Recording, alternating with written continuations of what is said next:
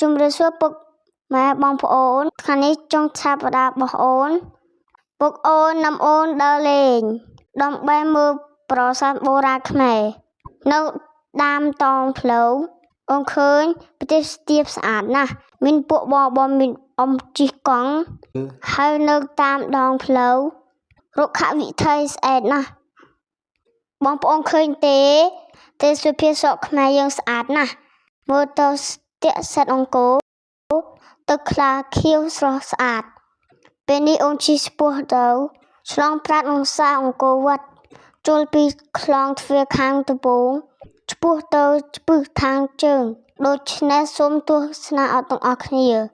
ពេលនេះអូននឹងថតបង្ហាញពីទេសស្ទាបស្អាតនៅទឹកដីក្រុងអង្គរយើងហើយបងប្អូនក៏ឃើញអំពីធម្មជាតិខៀវស្រងាត់ដល់គួរឲ្យគយគន់ឥឡូវនេះយើងមកដល់ខ្លងទ្វារប្រាសាទអង្គរធំហើយ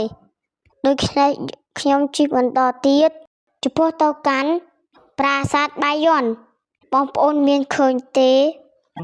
ប្រាសាទបាយ័នយើងមានអាយុកាលចាស់យ៉ាងណាក្តីក៏សម្រស់នៅតែស្អាតគួរឲ្យចង់គយគន់មើលឲ្យមិនចំណាយស្អាតខ្លាំងណាស់ប្រទេសខ្មែរយើងតែខ្ញុំឈប់រាយរាប់ហើយសូមទស្សនាទាំងអស់គ្នាសូមជម្រាបលាពុកម៉ែបងប្អូន